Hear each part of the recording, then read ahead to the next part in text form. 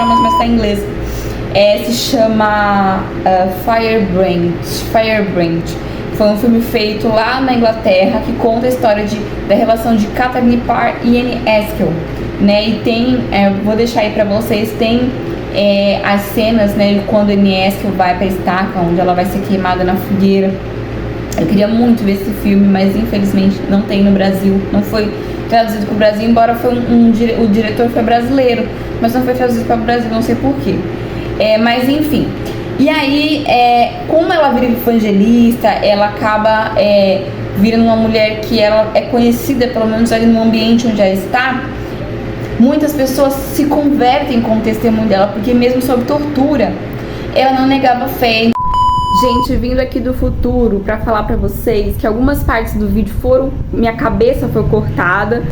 Peço perdão pra vocês, gente, mas por favor, foque nas informações, não deixe de assistir o vídeo, não deixe de dar like, de comentar, dê sua sugestão. Eu sei que resenha de livros tem que ser resenha superficial, mas eu explico pra vocês que eu gostaria de falar capítulo por capítulo. Esse é o último capítulo, o último vídeo. E como ficou completinho, eu quis postar mesmo assim. Algumas partes do vídeo estão cortadas, mas não é o vídeo inteiro, tá, gente? Então tenha paciência e curta aí o vídeo, tá? Olá, gente, decidi aparecer aqui depois de algumas semanas sem aparecer neste YouTube. Tentei me manter aqui com vocês, pelo menos pelos shorts. Então toda semana eu tava postando um videozinho curto aqui, mas não foi possível dar continuidade nas últimas semanas. Então cá estou para encerrar a nossa saga, né? Nosso capítulo de Reformadoras de Ruth Salviano.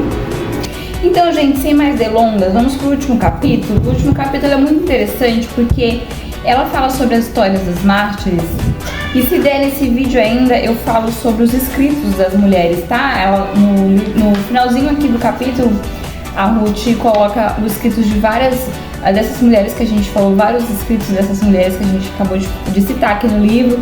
Então tem desde as evangelistas, né, ali com Arla Grubá, indo para as mulheres dos pastores, né, que nós tínhamos ali uma teóloga que a gente conversou, que foi a Catarina Zell. Tem também as eruditas, né, como a rainha Margarida de Navarra e a italiana Olímpia Morata. Então tem os escritos dela aqui no final do livro, né?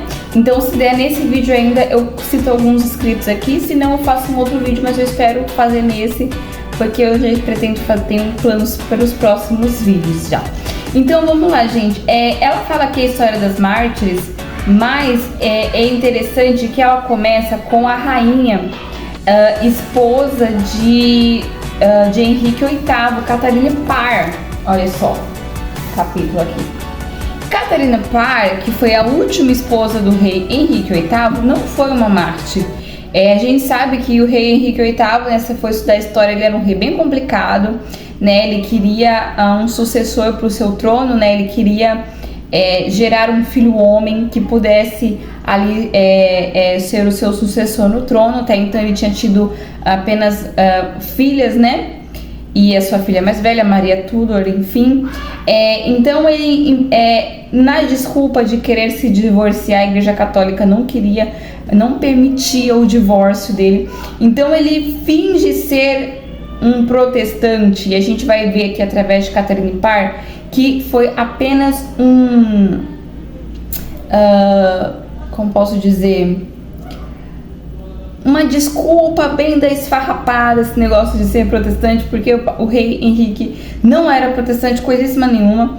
E aí ele querendo ali se dividir da Igreja Católica, ele cria, entre aspas, uma nova religião, né, dizendo ser protestante, mas não era. Então ele cria ali a Igreja Anglicana. A Igreja Anglicana vem dos reis da Inglaterra, né? Os reis tinham mais autoridade sobre a igreja do que os próprios pastores, né? E aí, através da Igreja Anglicana, que a princípio parecia ser protestante, mas desde quando o rei ainda estava vivo, ela deixou de ser protestante, né? Não era protestante coisa nenhuma. para conseguir se divorciar. Então ele inventa essa divisão com a Igreja Católica, cria a Igreja Anglicana e tudo mais para conseguir se separar das suas esposas. Ele consegue acusar a maioria de suas esposas de adultério, de traição, e ele assassina, eu acho que 2 ou 3 esposas dele é assassinada por ele por acusações que até hoje não tiveram provas concretas, né, de que elas realmente cometeram adultério ou coisa do tipo, apenas para que ele pudesse se separar e casar com uma mulher que na cabeça dele pudesse dar um filho homem, porque para ele quem não dava um filho homem eram as suas esposas e não ele, não era culpa dele, né? Então, enfim, não sei se ficou confuso, mas enfim, essa é a história. Então, Catherine Parr foi a última esposa dele. Então, ele teve 5 ou 6 esposas. Eu vou pesquisar aqui, vou deixar aí a quantidade certa de esposas. Mas a Catherine Parr foi a última esposa que ele teve. Então, Catarina, ela, diferente das esposas anteriores, ela não morreu nas mãos do próprio marido, né, Henrique VIII. E ela casa com o rei justamente por medo de assim como as outras esposas dele, acabar sendo morta. Então ela casa meio que por medo, né? Mais pra frente, né, através da história, a gente vai ver que quando ela fica viúva, ela finalmente casa com um homem que ela queria casar, né? Que era um duque e tudo mais. Mas enfim, e por que eu tô contando essa história? Por quê? Porque a Ruth, né, no livro aqui das mártires, ela começa a história das mártires, né, com Catherine Parr. Mas por que ela começa a história com Catherine Parr se ela não foi morta, né, pela causa do evangelho, né, e tudo mais?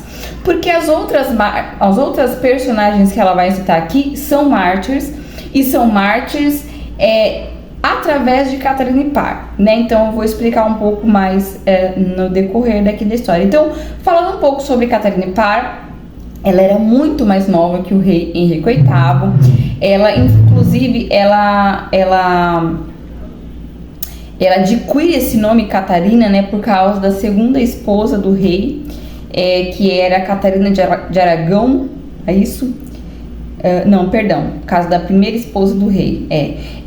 A mãe dela era dama de companhia de Catarina de Aragão, e que para homenagear a rainha, ela coloca o nome da sua filha de Catarina também. Então Catarina Parr era filha dessa dama de companhia, então ela vivia ali na corte, né? Então ela estava sempre ali por aquele ambiente ali, né, da nobreza, né? E aí ela, chegando na sua juventude, né, ela se tornou uma moça muito bonita, e ela recebeu alguns pretendentes, né? Algumas pessoas ofereceram um casamento para ela. Porém, como uma dessas pessoas foi o rei Henrique VIII, e ele já tinha uma fama de não ser um bom marido, de ser um homem que conseguia aquilo que ele queria, e se ele não conseguisse, ele exercia até violência se fosse preciso. Então ela, por medo, ela acaba casando com o rei Henrique, né? Mas aprove a Deus que ela fosse a última esposa. Por quê? Porque ela era de fato protestante, né? A história nos diz que de fato ela se converteu ao protestantismo a causa da reforma, diferente do rei Henrique, porque a gente vai ver aqui que no fim da vida dele, né, como conta a história da sua última esposa aqui, ele já estava cedendo ao catolicismo, ele tinha conselheiros que eram católicos, a igreja anglicana já estava cedendo ao catolicismo de novo. Então a igreja anglicana é tipo um Frankenstein, assim, ela é um pedaço de uma coisa, um pedaço de outra, e aí a gente vai ver que desde essa época, quando o rei ainda estava vivo, a igreja anglicana já havia deixado de ser protestante, porque na verdade ela nunca foi protestante de fato, né? E aí, uma coisa muito interessante também é que Catarina, né, como todas as rainhas tinham que ser, ela era uma erudita também. Então ela tinha muito conhecimento de línguas, né, originais, e ela era musicista. Quando eu li, eu falei, olha, tem uma musicista igual eu, olha que legal, né, tem uma companhia aqui, né, ela sabia alguns instrumentos musicais. Então ela aqui, ó, vou ler aqui rapidinho pra vocês. Ela sabia tocar violão, alaúde e virginal, que era um instrumento da época, né? Então, quem vivia na corte, na nobreza, aprendia, né, algumas coisas que quem, por exemplo, os camponeses não sabiam, né? Tinham alguns estudos, então isso contribuiu para que ela pudesse se tornar a esposa do rei, né?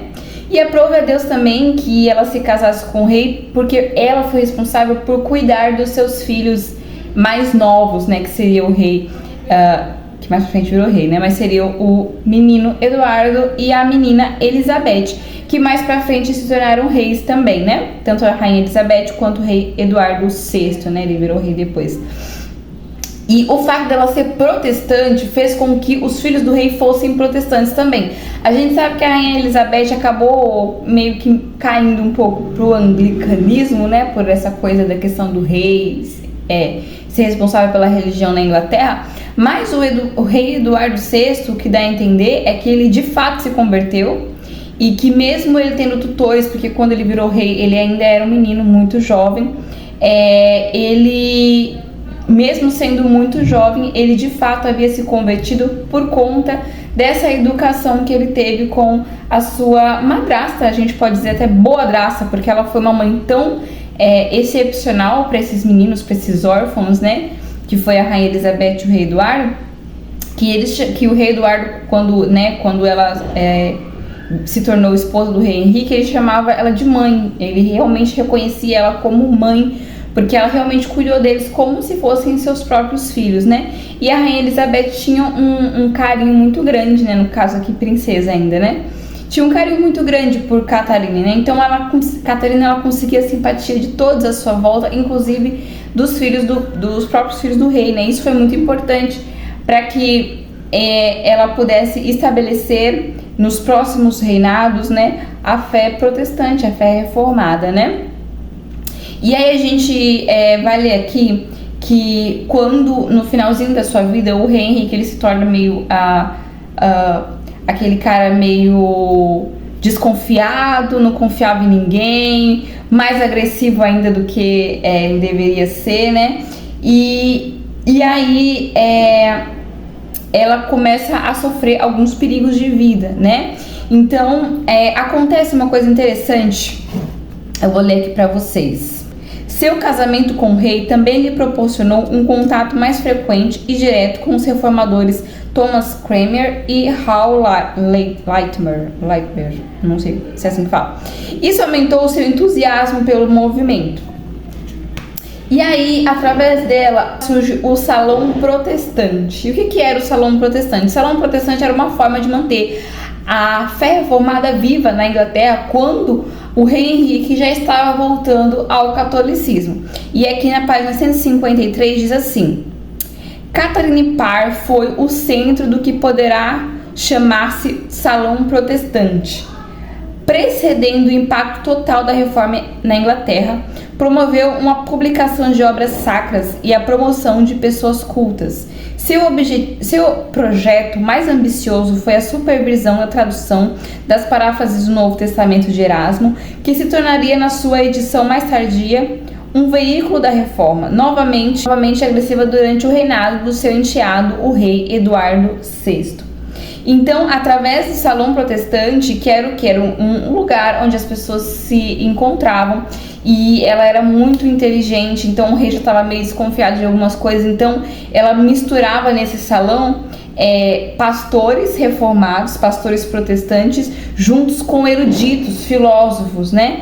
Porque também estava ali surgindo a questão do renascimento, né? O movimento renascentista, o movimento humanista. Então ela conseguia misturar nesse salão filósofos e pastores. Então, para que as pessoas não desconfiassem que estava tendo ali pregação do evangelho ali nesses momentos, ela misturava erudição para que ficasse apenas um encontro de filósofos e não um culto protestante, né? Então ali se tinha mulheres cristãs que iam até esse lugar para ouvir os pastores pregar, ao mesmo tempo que tinham também filósofos que iam ali contar, fazer tipo uma palestra, né, para falar daquilo que das suas ideias e tudo mais.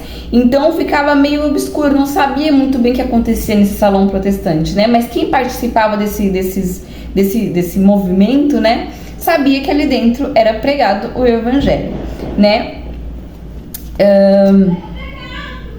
Em 1545, Catarina mantinha uma programação diária de atividades religiosas em seus aposentos, e todas as tardes ela, suas aias, amigas e outras pessoas se reuniam para ouvir a pregação de um de seus capelães. Esses encontros, conhecidos como Salão Protestante da Rainha, eram frequentados por algumas nobres que se tornaram patronesses dos reformadores. Alguns, no caso, elas bancavam os pastores, né? Quer dizer que alguns líderes reformados também ensinavam nessas reuniões. A rainha empregava boa parte do tempo à leitura e ao estudo da Bíblia, e ela também mantinha na corte pessoas bem eruditas e piedosas para instruí-la completamente naquele aprendizado, com os quais, em todos os momentos convenientes, costumava ter uma conferência privada sobre assuntos espirituais. Então, mais uma vez, olha só, eu já falei isso lá no vídeo sobre as rainhas, né? Essas mulheres, né, essas mulheres eruditas, elas eram eruditas, elas conheciam as línguas originais, grego, hebraico, latim, mas elas não se pastoreavam e elas não pastoreavam outras pessoas. E isso foi uma coisa maravilhosa que eu amei conhecer aqui nesse livro. Elas tinham pastores que pastoreavam elas. As rainhas, por ter condição financeira, elas bancavam os seus próprios pastores, elas tinham pastores particulares para ensinar elas na doutrina. Então, é uma questão que eu tinha, que eu achava que era uma ideia minha, mas que eu tive certeza quando eu li assim, aqui, é possível nós termos uma teologia a partir de nós mesmas, nós mulheres? Não é possível. Isso é um dom que Deus deu para pastores, assim como Deus distribui dons para toda a igreja, dons diversos, dons específicos para cada pessoa, para a edificação da igreja. Então nem todo mundo vai ter, né, na verdade ninguém tem todos os dons, né? Um vai ter um dom aqui, outro vai ter outro dom ali, e eles se complementam, e isso é a igreja, né? Cada um com o dom que Deus lhe deu, e eles se juntam, e isso forma a igreja. Então o dom do ensino, da teologia, é um dom que Deus deu para pastores. Então quem foi chamado para ser pastor vai exercer esse dom. Ela, aqui no caso Catarina Parr, como as rainhas que a gente já falou sobre, elas eram eruditas, conheciam muito bem as línguas e tudo mais, mas elas não tinham recebido de Deus o dom do pastorado. De acordo com a Bíblia, isso é dado apenas aos homens. Então ela tinha pastores que pastoreavam ela.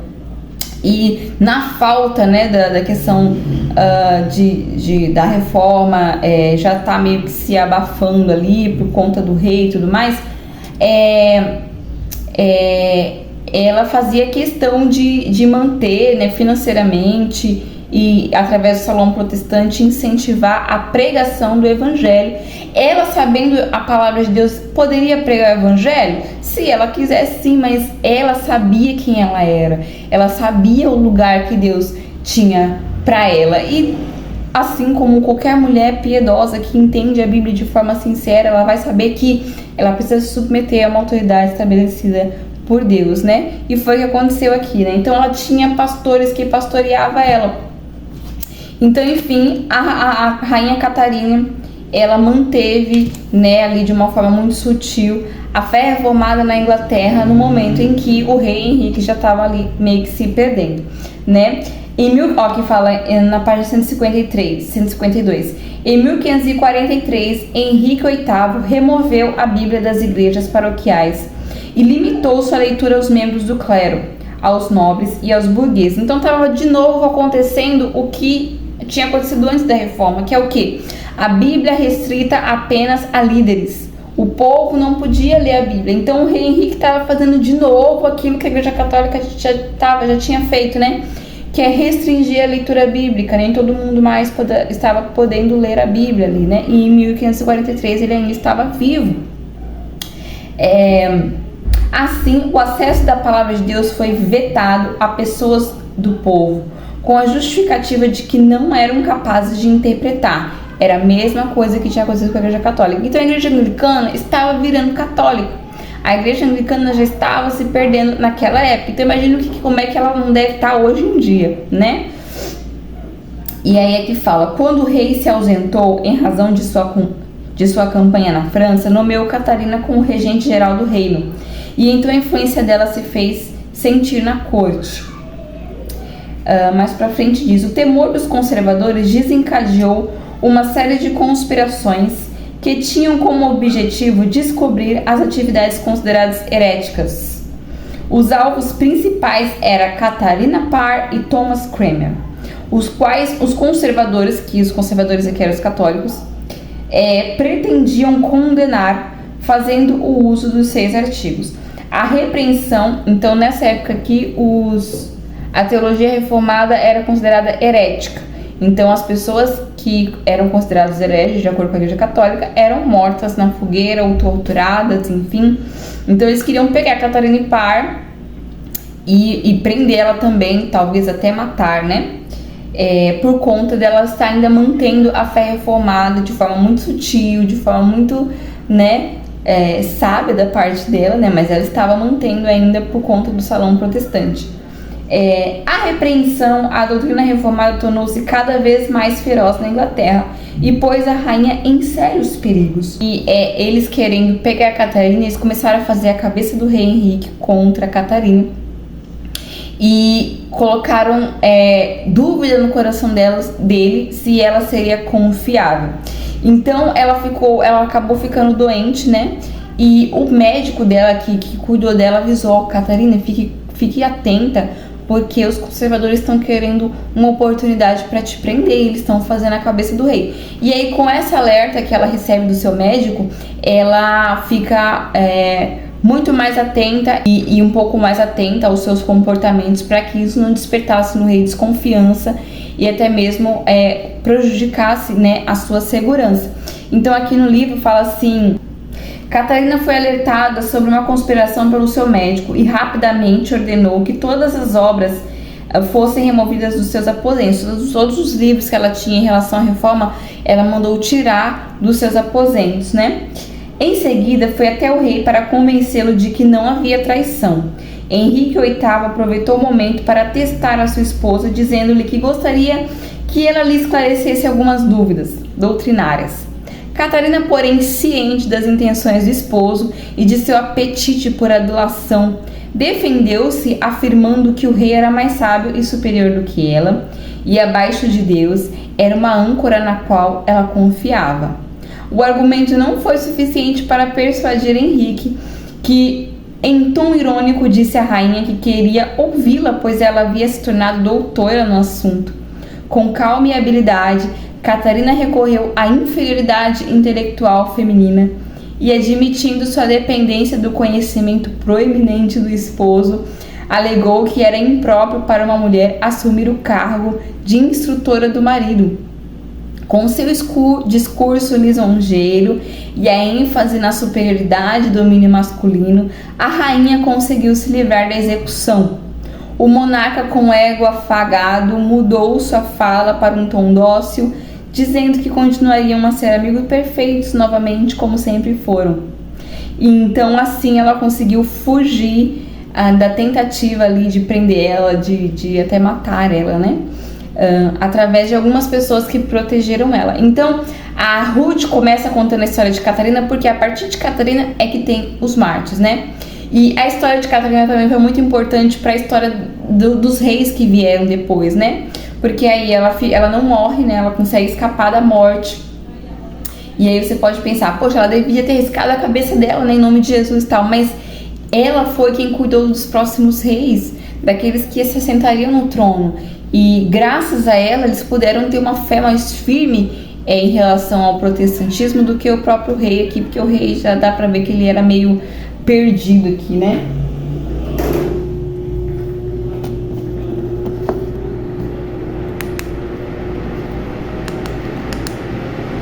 Então o rei Henrique, ele não tinha tanta firmeza na fé, né? Ele só queria realmente se separar das esposas, né? Essa é a ideia dele.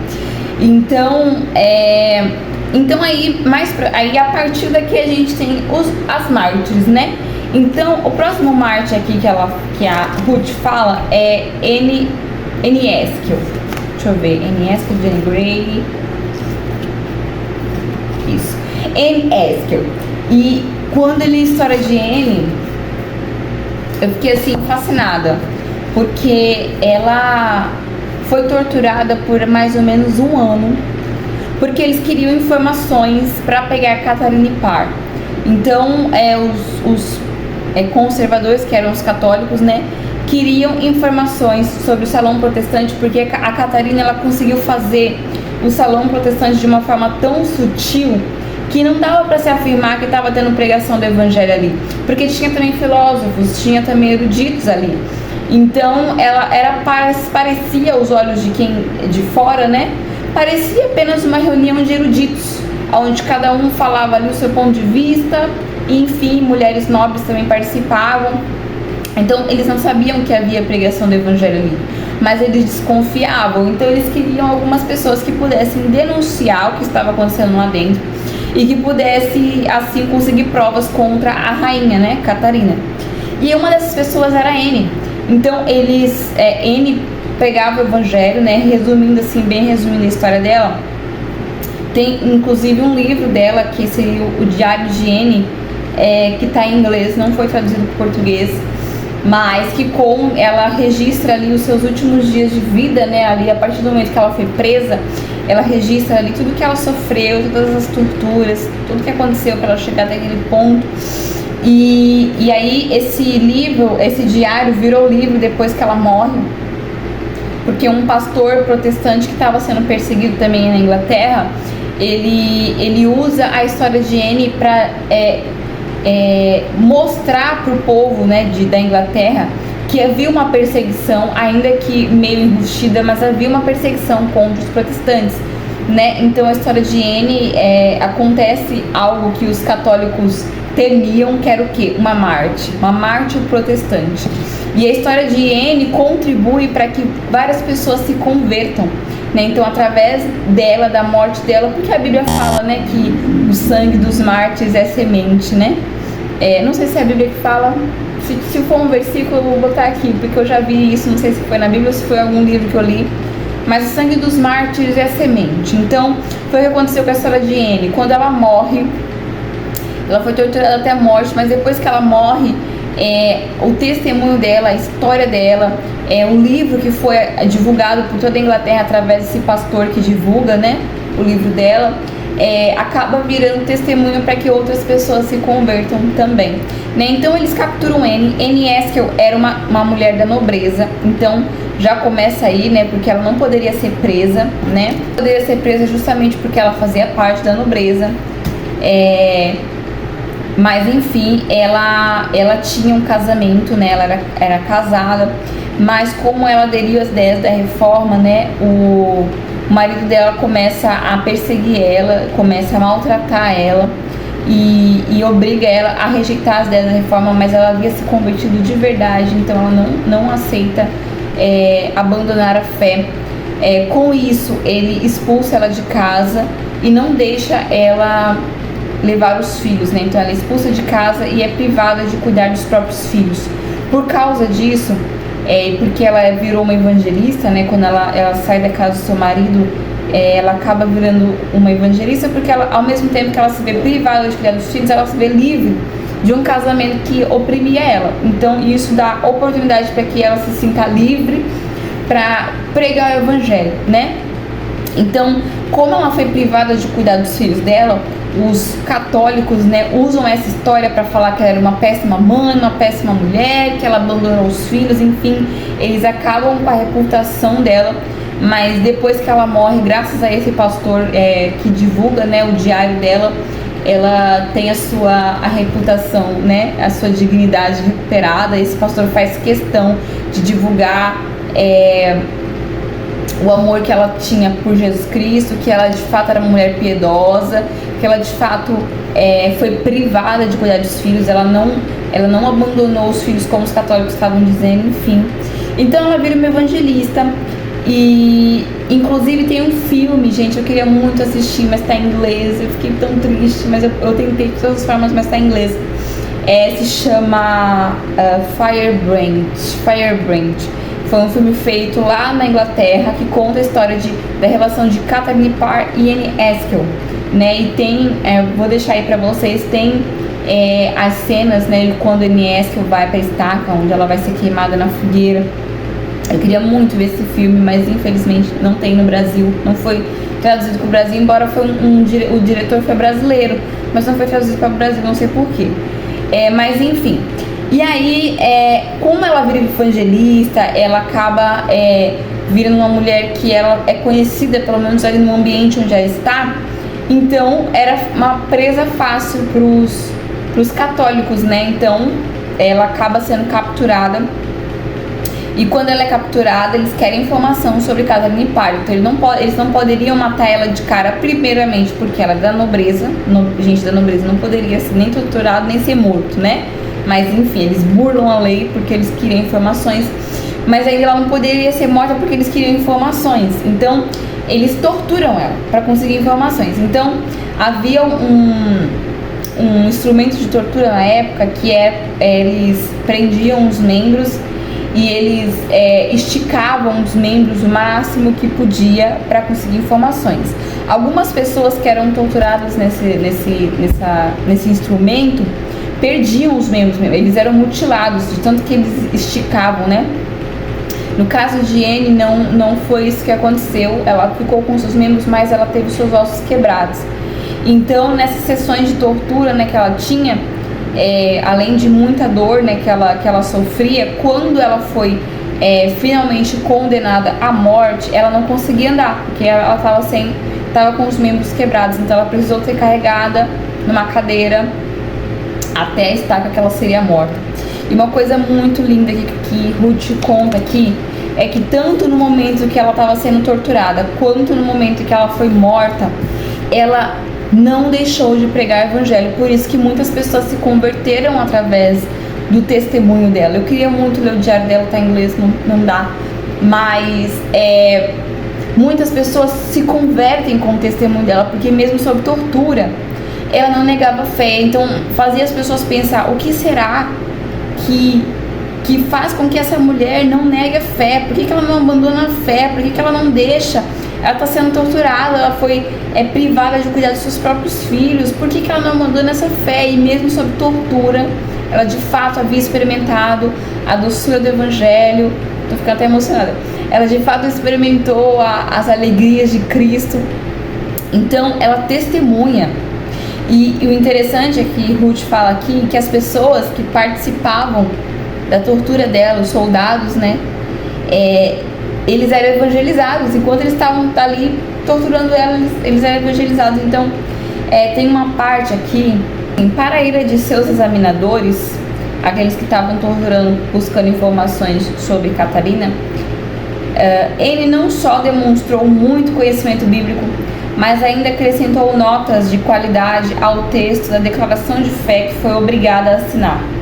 Ela diz assim: ó carrasco, por que é que cruelmente, com mãos criminosas, em vão torturas os membros de uma jovem mais valente do que tu? Aqueles abismados enfurecem, arrastam-a, nada conseguem. Os ossos enfraquecidos cedem nas articulações desconjuntadas. Nada naquele corpo virtuoso foi quebrado. Só restava aos tiranos uma parte. Apenas a língua, sem qualquer ferida, podia mover-se. Enquanto liberta as companheiras do perigo, a jovem morre, envolvida por uma áurea de serenidade. Anne foi levada a Newgate, para a Torre de Londres, onde foi novamente torturada. Mesmo assim, não delatou ninguém. Com o objetivo principal por trás do suplício dela era fazer com que mencionasse o nome da rainha Catharine Parr. Seus inimigos se asseguraram de que ela fosse cruelmente tratada, acreditando que entregaria a esposa do rei. Muitos outros que também sofreram no balcão de tortura já haviam citado o nome de Catarina. Portanto, se Anne também o fizesse, isso daria respaldo para a condenação da rainha. Ela, porém, não disse nada. Não era do interesse das autoridades executar Anne, pois temiam que sua postura firme diante da morte serviria somente para fortalecer ainda mais a causa dos reformadores. Pela lei, era proibida a tortura de mulheres da aristocracia. Prova disso é que no dia marcado para sua execução, ainda lhe foram entregues cartas de perdão, caso ela se retratasse e negasse a sua crença. Naquela época, as mulheres nobres eram muito ativas, tanto as católicas quanto as protestantes. O exemplo de Anne só incentivara mais mulheres que se engajavam na luta por sua fé. Assim, ela recusou as cartas de perdão. No dia 16 de julho de 1546, aos 25 anos, Anne foi queimada na fogueira. Como resultado de tanta tortura, incapaz de andar, ela precisou ser carregada em uma cadeira até o local de sua morte. Foi presa à estaca pela corrente que a amarrava e executada junto com 7 outras pessoas que negavam a transubstanciação. Enquanto os hereges eram consumidos pelo fogo, um homem pregava um sermão para a multidão. Quando o pregador disse algo com a qual ele não concordava, ela teve uma última oportunidade de demonstrar sua coragem ao afirmar: observem, ele erra, ele fala sem o livro. Com um ato de compaixão, a rainha Parr mandou que Catarina Parr mandou que pólvora fosse posta na fogueira e no pescoço de Anne para que sua morte fosse mais rápida e ela sofresse menos. Nem diante do fim Anne se abalou, manteve-se firme e não se retratou a fim de obter o perdão do rei. Muitas pessoas se reuniram quando havia execuções de mártires em Smithfield, e nesse dia estavam ali aqueles que sentiam prazer em assistir à crueldade, agozes papistas e outras personalidades. Contudo, lá também se encontravam os amigos de Anne, que testificaram sua coragem, firmeza e constância na fé inspiradoras. Ela foi morta na fogueira, né? Enquanto os hereges, né, que seriam os protestantes, eram mortos, os católicos pregavam, né? E enquanto ela estava sendo queimada, ela ainda estava viva, né, sendo queimada, ela grita, né, olha, ele está falando sem o livro, ele está pregando sem o livro, que seria a Bíblia, né? Então não ouçam o que ele diz porque ele não usa o livro, que seria a Bíblia. Então essa foi a história de Anne, uma mártir. Se você sabe inglês, compre o livro Confissões de Anne. Não sei como é que está escrito em inglês, mas esse livro só tem em inglês, então fica aí de dica de leitura pra você. Se você sentir no coração de traduzir português, em nome de Jesus, traduz, me dê, me venda, pode me vender, não tem problema, compro. E aí a nossa última personagem aqui das Marks é Jane Grey. Jane Grey foi a rainha que se assentou no trono depois que o rei Eduardo VI morreu. O rei Eduardo VI morreu, né? Ele governou ainda jovenzinho, era o único filho homem do rei Henrique VIII. E aí ele governa, mas eu acho que aos 12 aninhos. Então o rei Eduardo VI foi um rei protestante, mesmo sendo novinho. Dá-se a entender, mesmo ele tendo tutores, né, por conta da idade dele, dá-se a entender que ele de fato se converteu ao protestantismo graças ao cuidado da sua boadrasta, né, mãe, que ele chamava Catarina Parr. Catarina Parr não era mãe dele, mas como ele foi cuidado por ela ainda muito novinho, ele chamava ela de mãe, né? Os líderes ali, né, os responsáveis pela guarda do rei, ficam preocupados com medo do reinado da Inglaterra virar católico de novo, porque quem sucederia a ele seria Maria Tudor, né, a sua irmã mais velha. Maria era católica, né? Católica, assim, a gente sabe que ela recebeu o nome de Bloody Mary, né? Maria Sanguinária, Maria Sangrenta. Porque, de fato, quando ela virou rainha, ela acaba virando rainha depois, ela persegue e mata vários protestantes, né? Pastores, enfim. Mas aí, quando ele morre, os tutores dele ficam com medo do reinado da Inglaterra virar católico. E eles fazem todo um plano para Jane Grey, que era prima dele, virar rainha, né? Então eles bolam um plano que nem Jane Grey estava muito por dentro do assunto, para que ela virasse rainha, porque ela era protestante. Ela foi cuidada também pela Catarina Parr, ela ficou um tempo na casa do rei Henrique VIII, ela recebeu cuidado e instrução de Catarina também. Então ela acaba virando protestante também, junto com seus primos, né? Então aqui fala, com a morte do rei Henrique VIII, Jane acabou voltando para a casa dos pais, né? Quando ela ela passou sendo cuidada um tempo com Catarina, mas quando o rei Henrique morre, ela volta por cuidado dos seus pais, né? Maria Tudor era a seguinte na ordem de sucessão, pois Eduardo era jovem e não tinha herdeiros. Então, o primeiro-ministro John Dudley temia que, se Maria fosse coroada, a rainha pusesse o catolicismo novamente na linha de frente. Para evitar que isso acontecesse, Dudley arquitetou um plano para manter seu poder e status. Jane era sua esperança, pois, como quarta na linha de sucessão, era a opção mais viável para garantir que uma rainha protestante assumisse o trono. Portanto, ele convenceu os pais dela a permitir que a jovem se casasse com seu filho de Dudley, né? E eles aceitaram para a vontade da filha, que só cedeu após ser surrada pela mãe, insultada e amaldiçoada pelo pai. Por fim, eles se casaram em 25 de maio de 1553. Sabendo que Eduardo estava em seus últimos dias, John Dudley o influenciou a mudar o testamento do pai, Henrique VIII, deserdando as suas duas meias-irmãs, Maria e Elizabeth, declarando Jane Grey como sua herdeira sucessora. Apenas algumas semanas depois do casamento de Jane, Eduardo morreu aos 15 anos.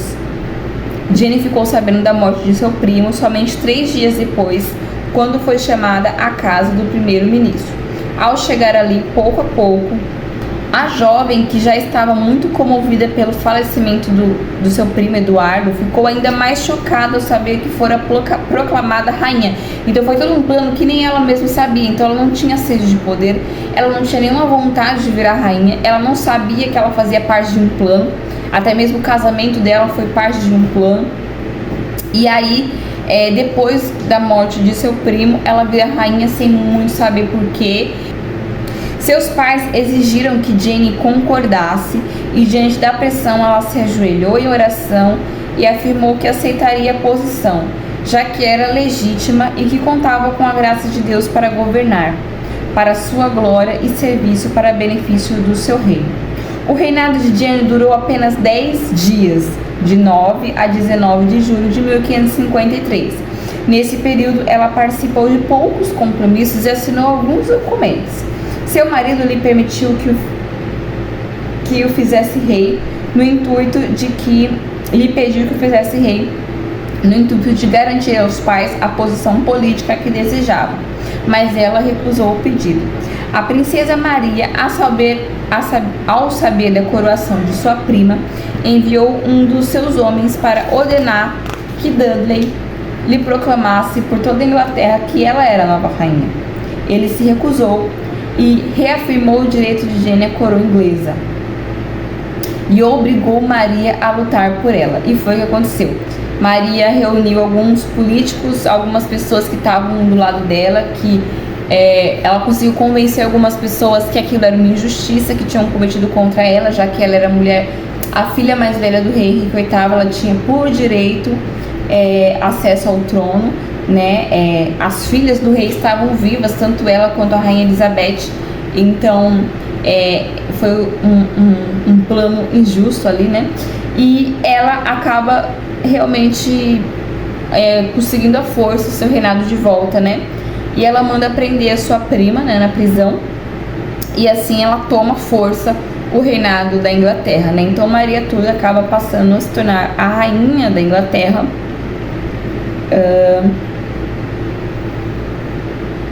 Enfim, quando Jane foi presa, por ser prima, né, por ser parente, né, Maria Tudor enviou algumas cartas na ideia de ela se pedir perdão para a rainha, se retratar e abandonar a fé protestante. Então, se ela fizesse isso, ela seria solta da prisão, né? Mas Jane Grey era de fato crente convertida, ela não assinou o tratado, ela não aceitou abandonar a fé protestante e por conta disso ela acabou sendo sentenciada à morte, né? E a gente sabe que Maria Tudor não só foi capaz de matar a própria prima, mas ela matou diversos protestantes, ela perseguiu realmente, instaurando o catolicismo na Inglaterra na base da força, né? Dia 12 de fevereiro foi o dia da execução de Jane, né? Fickenham Freakenham. Agora eu não sei o nome dele, vou deixar aqui, gente. Que foi o seu executor, né, o executor de Jane. Diz assim, ele havia se comovido com os argumentos de Jane, que estava ao seu lado no dia da execução. E assim como outros capelães católicos, ela se dirigiu algumas palavras a eles e assegurou que morria como uma cristã genuína. Perguntou ao capelão se podia recitar o Salmo 51 e ele permitiu. Assim, Jane ajoelhou e recitou em inglês para que todos os presentes entendessem. Freakenham. O repetiu em latim. Então ela citou o Salmo 51 enquanto estava prestes a ser executada, citou em inglês. E quando ela falava inglês, ali o capelão que ia executar ela falou em latim, né, porque aquilo era uma afronta, né, falar na língua do povo. Logo depois, Jane lhe disse: rogo a Deus que ele lhe recompense abundantemente por sua bondade em meu favor.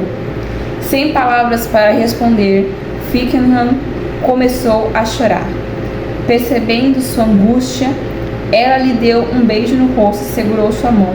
Por alguns instantes, o capelão católico romano e a rainha protestante deposta permaneceram de mãos dadas.